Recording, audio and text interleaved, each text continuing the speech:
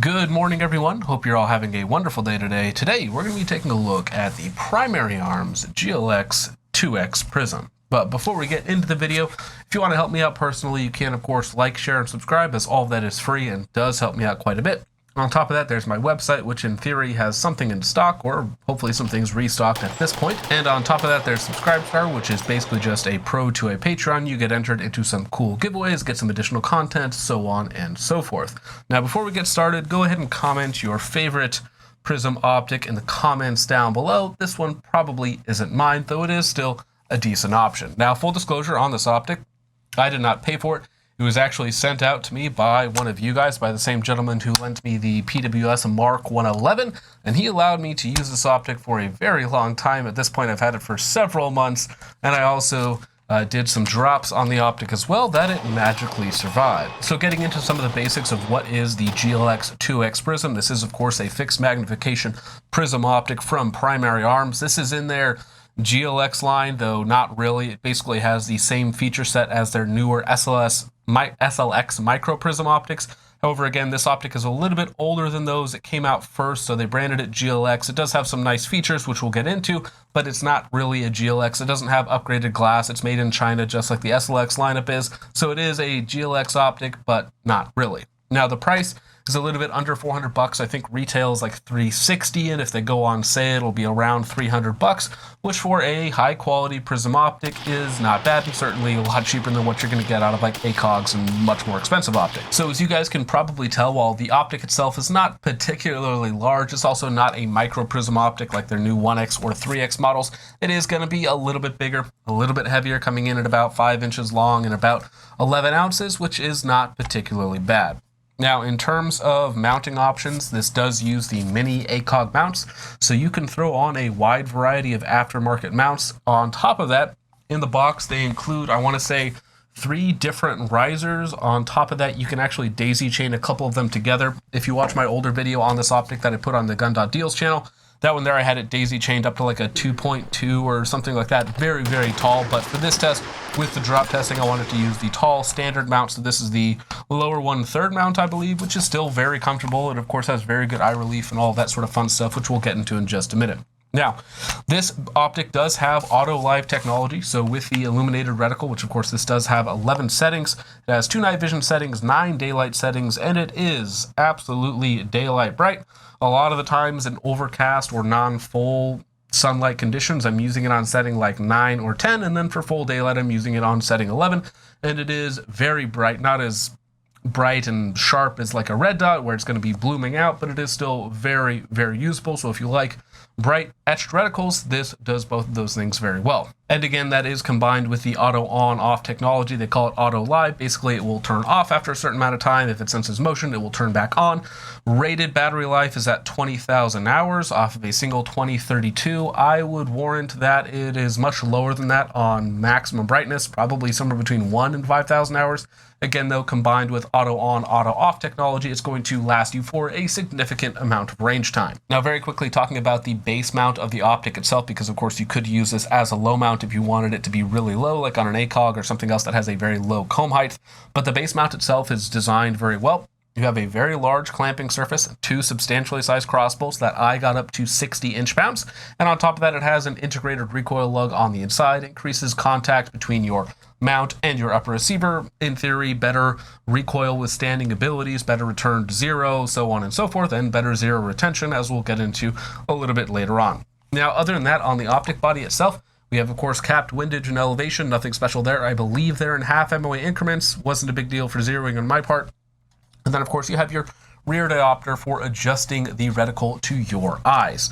Now, getting into actually using the optic, which is going to be the field of view, the eye relief, eye box, all that sort of stuff. This is fortunately a very, very usable optic. On the website, they claim 3.5 inches of eye relief. That is, again, you know, definitely underselling it. You have anywhere from 2 to 7 to 10 inches of usable eye relief. Basically, if you can get your eye behind the optic, even just a little bit behind the optic, you're going to be able to get a decent sight picture, and that is also going to translate into the very forgiving, I believe it's 12 millimeter exit pupil, which is very forgiving. So you have a very good left, right, up, and down. Basically, if you can get your eye behind the tube, you're going to get an image through it. Now, the problem with that image is that it is the shallowest field of view that you will see on any optic. Now, on the website, they claim a wide 42 feet. 42 feet at 2x is abysmal. And again, I believe is the worst field of view out of any optic that I've ever tested.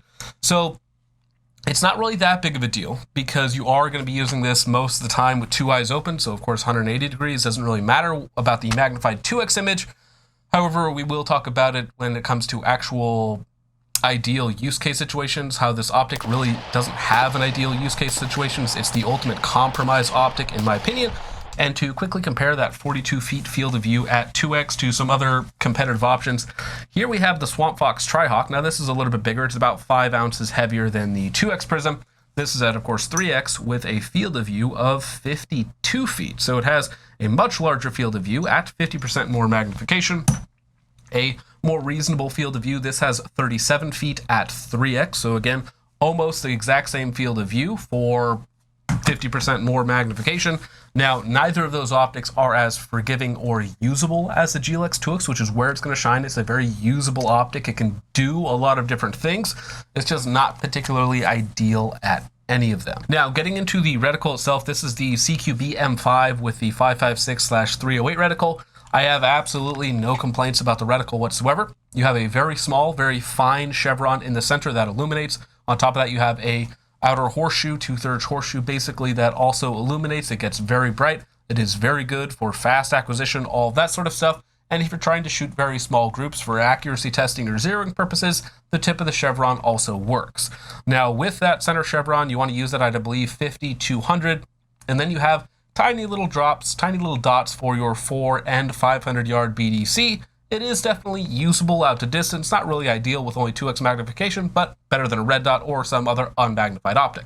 And because, of course, this is a ACSS reticle, we also have an auto ranging bracket in the bottom for, I believe, height and width. So for a 2x optic, you really can't put a lot much more in there with good enough detail to use it at 2x magnification. It gives you your BDC out to 500 yards, gives you auto ranging features, very fast up close. Again, I have no complaints about the reticle whatsoever. Now, it should also be mentioned that I believe they have this exact same reticle basically for different calibers, so 5.56/308 and 7.62/39 and 300 blackout, which does give it some extra usability, some extra flexibility, especially when we're talking about like 300 blackout subs and supers having a BDC for those different loads. Now, before we get into the use case argumentation on the optic, I do want to talk about the glass quality a little bit. I hear a lot of people say that it's like exceptional and the best out there, and while it is certainly fine, again, it's just a Chinese manufactured glass, nothing special whatsoever. It's bright enough, it's crisp enough, it's punchy enough, all that sort of stuff. It looks good. Prism optics tend to have very decent glass in general. I wouldn't even consider it to be really on par with either of the Swamp Fox offerings, the 3x Prism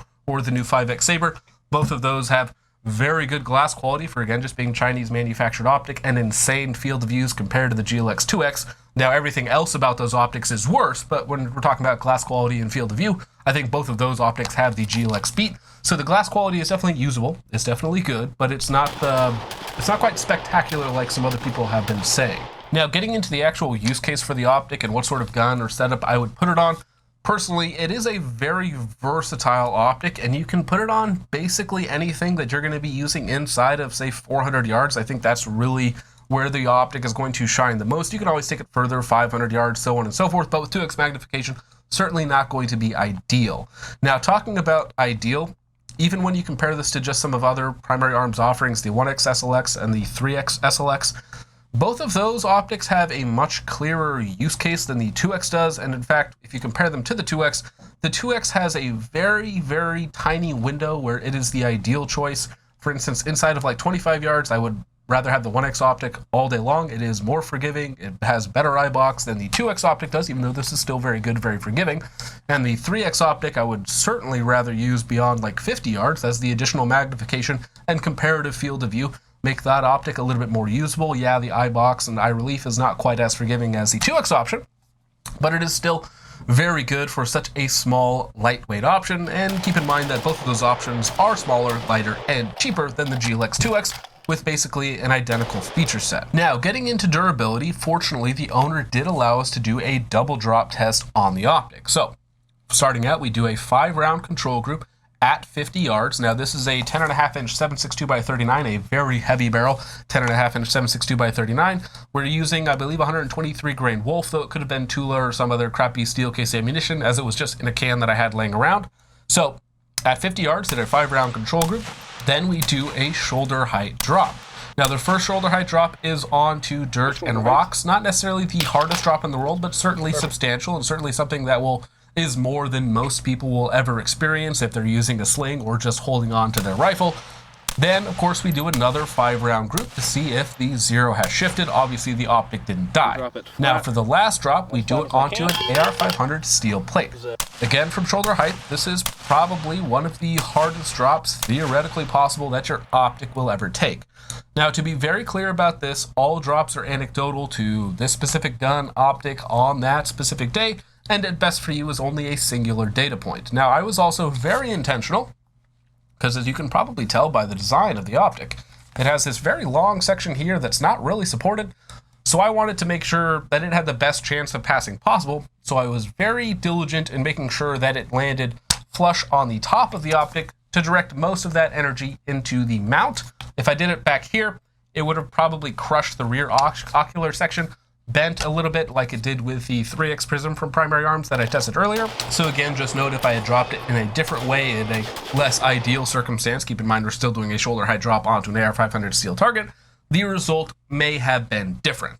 That being said, fortunately, this is one of the few optics to have passed the double drop test, 1 without breaking, and 2 without a significant shift in zero. So after 2 shoulder height drops, 1 onto dirt and rocks, 1 onto an AR-500 steel plate at 50 yards, zero did not shift in a appreciable way other than some flyers, which honestly could have just been me. So, in terms of durability, I am honestly very impressed with the optic. Again, it is one of the few optics to, 1, pass it without breaking, and also pass it without shifting or having a tremendous shift in zero. So for me personally, the sweet spot for actually using the optic is so small that I would almost never go out of my way to purchase it for really any gun that I can personally think of or own. Now, that being said, if somebody handed me a gun with this optic on it, I would be perfectly happy to use it, as again, it is such a versatile optic with just a little bit of magnification. You can do a lot with it. But again, if we're talking about ideals and something just outside of even a general purpose, and if you're going to go general purpose, then LPVO is going to do everything that this can do, but better, basically, with a size and weight penalty, of course. But the GLx 2x Prism, again, the ideal use case window for me personally is so small, and in so many other situations, I would rather have the 1x option or the 3x option. Again, the 3x option is probably overall the most versatile, because I can still use the 3x option up close, but again, as soon as we get beyond 50 yards, now it's better at every other distance that I'm using it at, with a better, more defined reticle, which you can do with a higher magnification, better comparative field of view, all those sorts of things, and it's smaller, lighter, cheaper, all of those sorts of things as well. So, the GLx 2x optic is not a bad optic. Again, it's very usable. You can definitely get it to work in a variety of situations. It's just not ideal, and with so many other good options on the market that are a little bit more specialized and not quite so nebulous and general purpose as the GLx 2x, that they're going to do a better job in a lot of situations. Again, An LPVO will have a better 1x performance, a better up-close performance than the GLx 2x, and of course have the ability to go up to 6, 8, 10x magnification with much better reticles. The downside there is going to be, of course, size, weight, and cost, but again, you're paying for that extra performance. Now, again, if you own this optic, you like using the optic, that is perfectly cool. And it is a very usable optic. It's a good optic, has good glass quality, good reticle, good feature set, fairly durable. It's really just not my cup of tea. Again, if you guys like it, that's awesome. It's not something I would rush out to buy. It's not something I would get rid of if you own, because again, it is so versatile. You can throw it on just about anything. Won't necessarily be ideal, but you can definitely get the job done with it. So, with all that out of the way, guys, let me know what you guys think of the Primary Arms GLx 2X Prism. Eventually, I will get the Swamp Fox Saber review out at some point in the future. So, with all that out of the way, guys, thank you so much for watching. I hope you all enjoyed. I will see you in the next one. Peace off. Still dying.